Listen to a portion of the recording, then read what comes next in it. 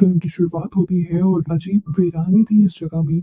सामने गॉन्जाइन mental hospital था पुराना, जो काफी अरसे से बंद पड़ा था, जिसके बारे में मशहूर था कि इस हॉस्पिटल के डायरेक्टर ने सब पेशेंट्स को कत्ल किया और उसके बाद खुद गायब। इसी हॉस्पिटल की हकीकत को जानने के लिए दो लड़के इस हॉस्पिटल के अंदर जाते हैं, लाइव स्ट्रीम करते हुए, जिसके जरिए बहुत से लोग उन्हें देख रहे थे। दोनों कैमरास के सामने बहुत एक्साइटेड होकर बताते हैं कि और कोई हमें रोक नहीं सकता। ये कहते हुए ये लोग आगे रूम नंबर 402 की तरफ बढ़ने लगे, जिसे पहले कभी किसी ने नहीं खोला था। जैसे ही दरवाजा खुलने लगता है, अचानक से एक घंटी बजती है, कैमरा हिलता है और खौफनाक चेहरा कैमरे के सामने आता है, जिसके बाद दोनों लड़के गायब। सब परेशान और डिस्टर्ब हो जाते हैं, पर एक फेमस यूट्यूबर हाजून के लिए ये खबर ब्लेसिंग साबित होती है, क्योंकि उसे अपने यूट्यूब चैनल हॉरर टाइम्स के लिए एक न्यू कंटेंट आइडिया मिल गया था। वो डिसाइड करता है कि वो अब इस असाइलम को एक्सप्लोर करेगा लाइव स्ट्रीम के साथ। उसके रिसर्च करने पर पता चलता है कि 1960s में ये हॉस्पिटल सबसे बेहतरीन समझा जाता था, लेकिन फिर 50 लोगों की अचानक मौत वाले इस अजीब एक्सीडेंट के बाद यहाँ के डायरेक्टर का गायब हो जाना सभी लोगों को डरा गया था। इस हॉस्पिटल के बारे में अजीब कहानियां फैलने लगी थी, जैसा कि यहाँ पेशेंट्स पर एक्सपेरिमेंट होते रहे हैं, या फिर यहाँ पर जापानीज आर्मी ने कैदियों को टॉर्चर किया है। हम सच्ची कहानी का पता चलाएंगे। एक टीम बनाई जाती है जिसमें 3 लड़कियां और हाजून समेत 4 लड़कियां होती हैं। इनमें एक लड़की साइकिक भी थी, यानी वो पैरानॉर्मल चीजों की जैसे कि जिनों और भूतों की प्रेजेंस को फील कर सकती थी, और वो पहले 3 ऐसी जगह पर भी जा चुकी थी जहाँ पर सच में जिन या भूत थे। अब रात का सीन दिखाया जाता है। सभी लोग अपने कैमरास और माइक्रोफोन्स लेकर हॉस्पिटल के दरवाजे के सामने से गुजरते हैं। डरते हुए ये लोग अंदर जाते हैं।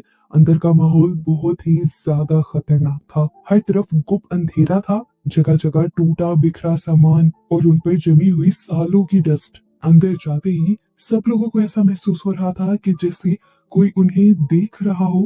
हाजून खुद लाइव स्ट्रीम कंट्रोल करने के लिए असाइलम के बाहर कैंप लगा लेता है और खुद अंदर जाने के बजाय बाकी सभी लोगों को अंदर भेज देता है। इन लोगों के अंदर रूम्स को चेक करने पर इन्हें एक अजीब सी डॉल मिलती है। यहाँ लेबोरेटरी में जो लोग पूरी लेबोरेटरी को चेक कर रहे होते हैं एकदम से डर जाते हैं, क्योंकि उन्हें लेबोरेटरी के एक बर्तन के अंदर एक मरा हुआ चिकन मिलता है, जबकि बाहर से जो लोग इस हॉस्पिटल को चेक कर रहे थे एकदम से वो चीख मार देता है, क्योंकि उसे लग रहा था कि स्विमिंग पूल में एक लाश तैर रही है।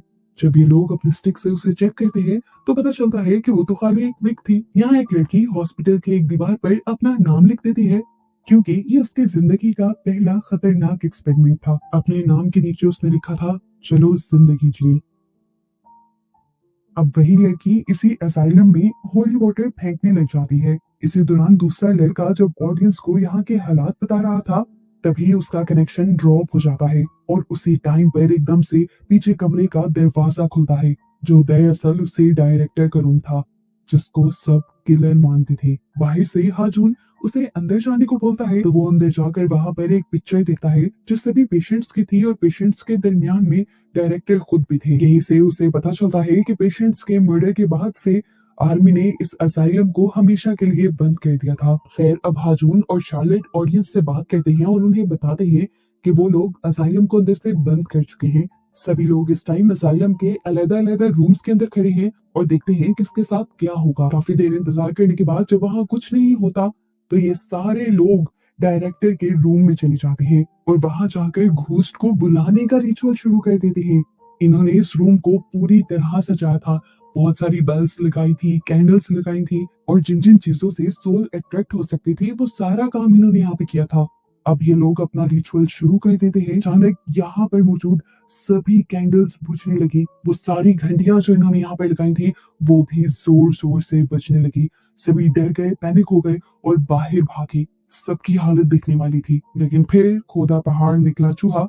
ये तो हाजून के साथियों का प्रैंक निकला। हाजून जो बाहर बैठा था वो तो बहुत ज्यादा खुश था, क्योंकि उनकी इस हरकत से व्यूज बहुत तेजी से बढ़ गए थे और लोग बहुत शौक से उसकी लाइव ट्रांसमिशन में लगातार लाइक्स और कमेंट्स कर रहे थे। शार्लेट, जो कि एक साइकिक है, हाजून अब उसके ऊपर भी प्रेशर बनाने लगता है कि तुम भी ऐसी कोई एक्टिंग करो जैसे तुमने यहाँ पे कोई भूत देख लिया है या किसी भूत से कॉन्टेक्ट कर रही हो, ताकि व्यूज। अब उसके बाद का कहना था कि खुद उसी के टेंट के अंदर लाइट्स फ्लिकर करने लग जाती हैं। वो अपना काम जारी रखता है और उसे लगता है कि उसका जनरेटर खराब हो गया होगा।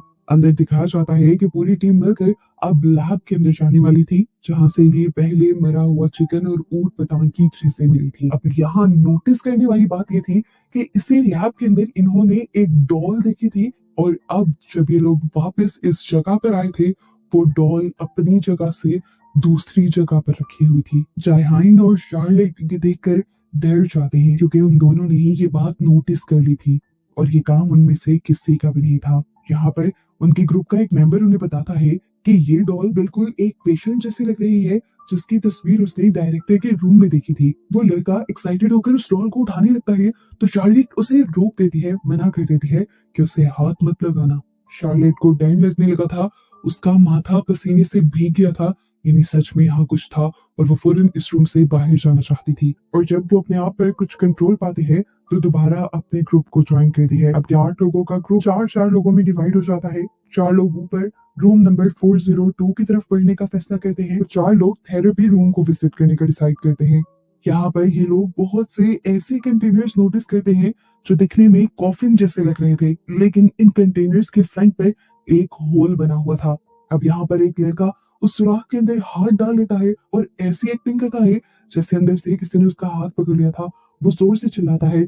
शार्लेट इस बात के बाद डर जाती है, वो सबको ऐसा करने से मना भी करती है, लेकिन कोई उसकी बात नहीं सुनता। व्यूज लेने के चक्कर में बाहर से हाजून की आने वाली इंस्ट्रक्शन के मुताबिक ये सब लोग उस कंटेनर के अंदर हाथ डालते हैं और सभी ऐसे एक्टिंग करते हैं कि जैसे अंदर से किसी ने उन्हें पकड़ा हो। अब शार्लेट को भी ऐसा करना पड़ता है इन सबके प्रेशर में, और उसके साथ सच में वही हो जाता है जिसका उसे डर था। कॉफिन के अंदर से किसी ने उसका हाथ पकड़ लिया था और वो हाथ छोड़ने को तैयार भी नहीं था। वो जब डर कर चिल्लाने लगती है तो सब उसकी मदद के लिए आते हैं, उसे मिलकर खींचते हैं, लेकिन सबकी ताकत कम पड़ गई थी। आखिर अंदर जो कोई भी था उसने खुद ही शार्लेट का हाथ छोड़ दिया, और शार्लेट ने जब हाथ बाहर निकाला तो देखा जैसे किसी ने अपने तेज नाखूनों से उसे खरोंचा हो। ये सब लोग डर गए थे, इसलिए फौरन कॉरिडोर की तरफ भागते हैं और तभी देखते हैं कि किसी ने शार्लेट का स्कार्फ पकड़ लिया है। शार्लेट जब कॉरिडोर में आती है तो देखती है कि जहाँ पर उसने अपने नाम के नीचे लेट्स लिव लिखा था, वहां अब तुम्हारी मौत लिखा हुआ आ रहा था, और इससे वो और भी ज्यादा डर गई।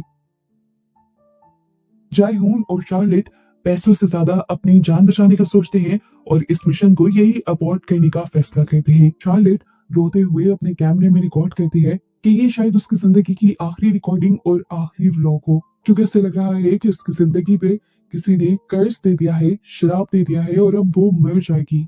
हाजून बाहर से अपने साथियों को कहता है कि तुम जाकर हाजून और शार्लेट से कहो कि तुम्हें इस लाइव स्ट्रीम के और भी ज्यादा पैसे दिए जाएंगे। शायद पैसों को सुनकर वो इस मिशन को अबॉर्ट न करें।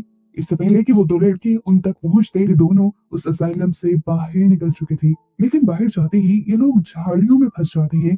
इन्हें आगे जाने का रास्ता ही नहीं दिखाई देता। हाजून के जिन दोनों साथियों ने वीडियो को पैरानॉर्मल बनाने का प्लान किया था, उनके साथ ही सबसे ज्यादा डरावने काम होते हैं।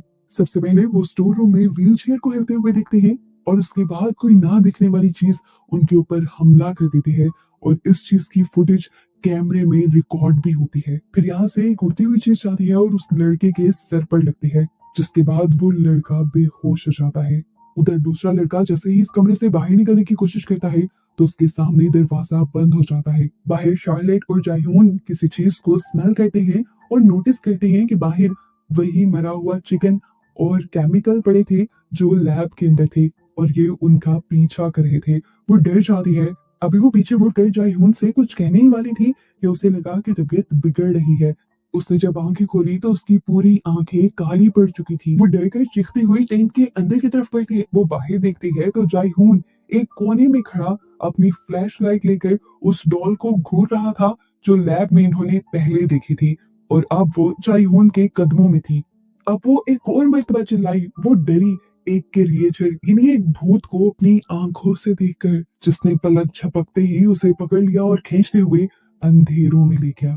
और फिर शार्लेट की आवाजें कम होते होते खत्म हो गईं। ऊपर हाजून का वो एम्प्लॉय जिसके ऊपर घोस्ट ने हमला किया था और वो बेहोश हो गया था, उसे भी होश आता है और वो देखता है कि उसके बाकी साथी रूम नंबर 402 खोलने की कोशिश कर रहे हैं। वो फौरन उनके पास जाता है और उनको वार्न करने की कोशिश करता है कि ऐसा मत करो, यहाँ पर सच में भूत है। लेकिन ये लोग उसकी बात नहीं सुनते।